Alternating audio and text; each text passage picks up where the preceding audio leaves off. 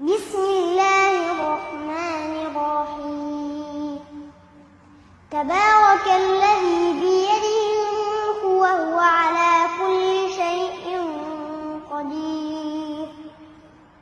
الذي خلق الموت والحياة ليبلوكم أيكم أحسن عملا وهو العزيز الغفور.